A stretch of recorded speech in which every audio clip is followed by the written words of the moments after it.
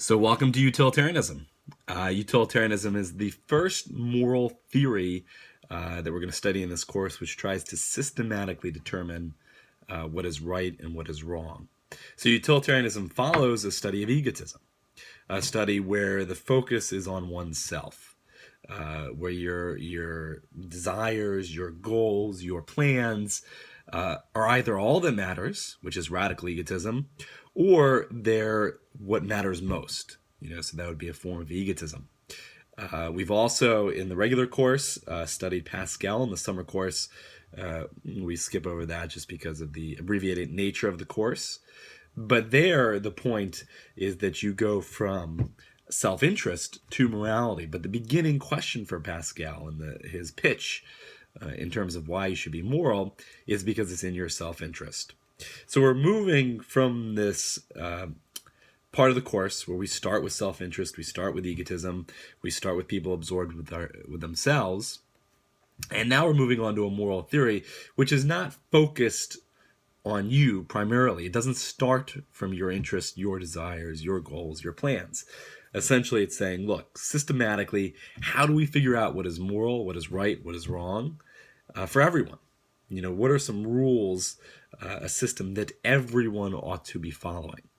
And sometimes morality may be in your self-interest, sometimes it may not. But the point is you're supposed to do it even if it is not in your self-interest. So utilitarianism is the first moral theory we're going to study in that regard. And essentially what utilitarianism is, it comes from the word utility. It is a useful ethics. It is meant to be useful. Historically, this is one of the important points about utilitarianism, is that it began as a progressive social movement. It began as a way to create change in society. It began as a way to give voice to those people that didn't have a voice, to those people who weren't counted as valuable. Okay, so it's useful. What is it useful for? Well, essentially, it is a consequentialist moral theory. And so what it does, it says the consequences are what matters most. It's not so much the action, it's what is produced by that action or by that rule or by that behavior. So if what is produced is good, then the action is good, or the behavior is good, or the rule is good. If what is produced is bad, then the action or the rule or the behavior is bad. So again, it is a consequentialist ethics. A focus on consequences, not so much on the nature of the action being fundamentally good or bad. So then you ask, okay, what is it useful for? What is it supposed to do? Well, essentially, it is useful in terms of producing happiness. The goal for a utilitarian is to produce more happiness than unhappiness. If you want to think about utilitarian ethics in a kind of bumper plate, slogan type of way, it is to make the world a happier place. The good person for a utilitarian makes the world happier. The bad person makes the world less happy. And the reason it tries to produce happiness is because utilitarianism begins with the premise that our human nature is one that it desires happiness and tries to avoid pain. And in the utilitarian ethics, happiness and pleasure are interchangeable. Pleasure is the basis of happiness, and when you are feeling pleasure, you are happy. When you are in pain, you are unhappy.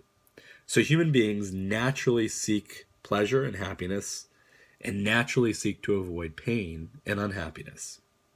So that's the utilitarian view of human nature, and essentially what utilitarians say is, well, let's try to increase what human beings really want, what they naturally desire, and that is pleasure. And let's try to decrease what human beings naturally try to avoid, and that is pain.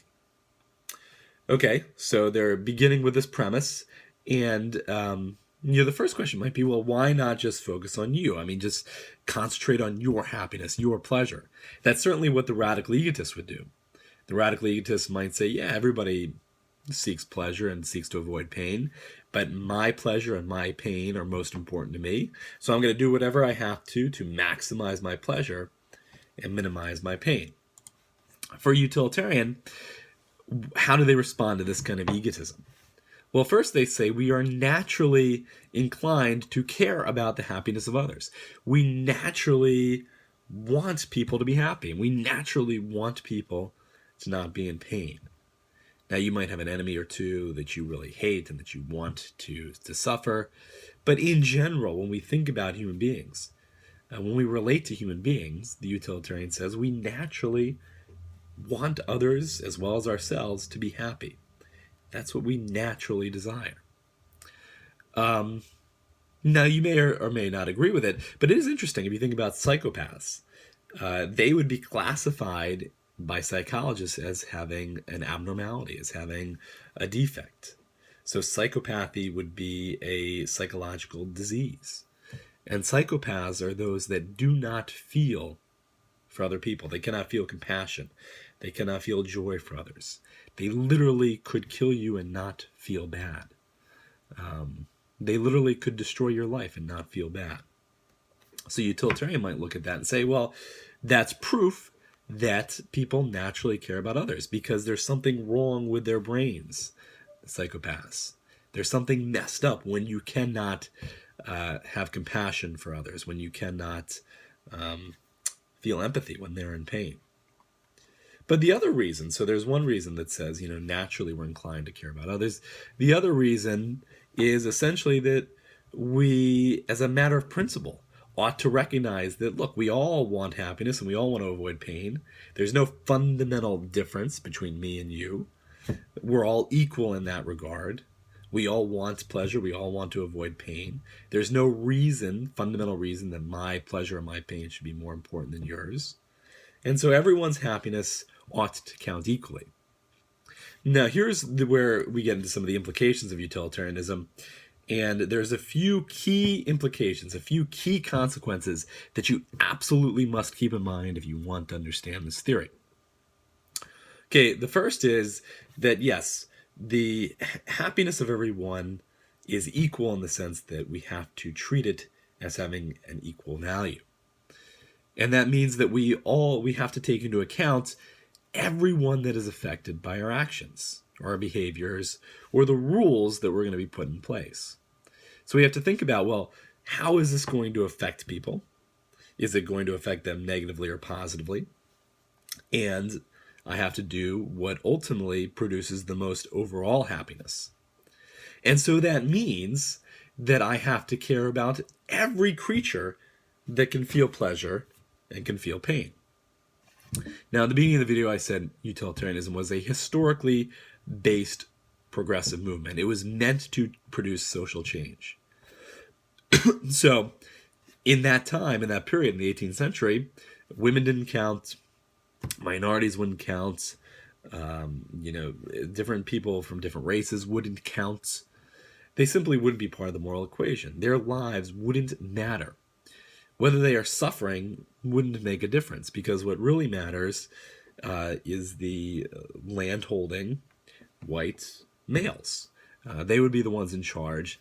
Their interests, their desires, their goals, their plans are most important, and everybody else is kind of secondary. But utilitarianism says, well, no, these people count. Women count. Minorities count. Excluded groups count, because they can feel pleasure and pain. And that's what we've got to focus on. But if you take it even further, you could say, well, animals. Animals could also count, because they can also feel pleasure and they can also feel pain. And so that's an important consequence of utilitarian ethics. Now, the other big consequence that I really want you to focus on, since everyone's happiness counts equally, that means my happiness as the person who's making the decision, who's performing the action, also counts. A utilitarian does not say, just forget about yourself, don't care about yourself, just completely focus on others, ignore your own happiness.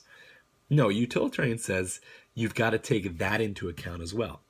If an action is making you feel sad, miserable, depressed, you've got to think about that. You've got to make that part of your calculation. If an action, behavior, rule is making you happy, is giving you joy, that counts, that matters, that's part of the calculation. Now, Your happiness absolutely matters for utilitarian, your personal happiness as the person doing the action. But this doesn't mean that you're always going to be doing things that make you happy.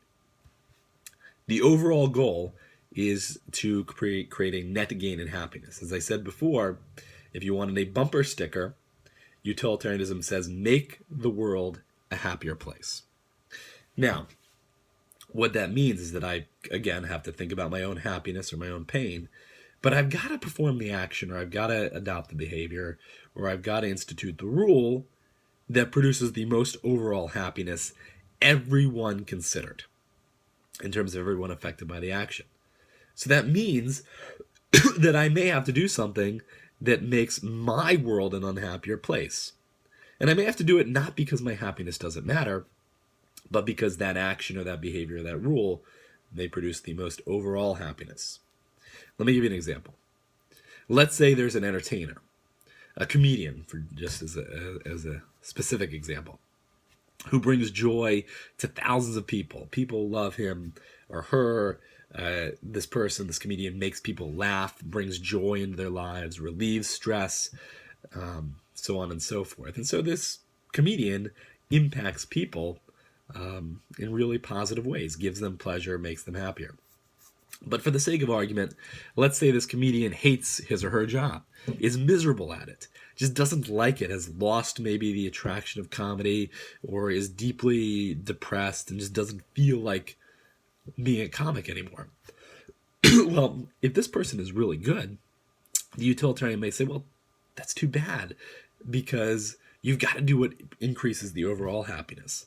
And you, being a comedian, makes the world a happier place. So even though you are personally unhappier right now by being a comic, the net overall happiness, when everyone is considered, is increased. And so it's your duty to sacrifice and to have to deal with your unhappiness in doing the action that produces the most overall happiness. So again, make the world happier doesn't necessarily mean that my world becomes happier. And the final point, consequence or principle of utilitarianism that I want to leave you with is the idea that you're not necessarily going to make everyone happy. That would be ideal. In a perfect world, yes, everyone would become happy. Everyone would have their pleasure increased. But utilitarians recognize that this is not a perfect world. And so you've got to perform the action or adopt the behavior or institute the rule that produces the most overall happiness. And so utilitarians will acknowledge that for the vast majority of actions or principles or rules, there are going to be some people that are unhappy. And that's okay as long as the world overall is made happier.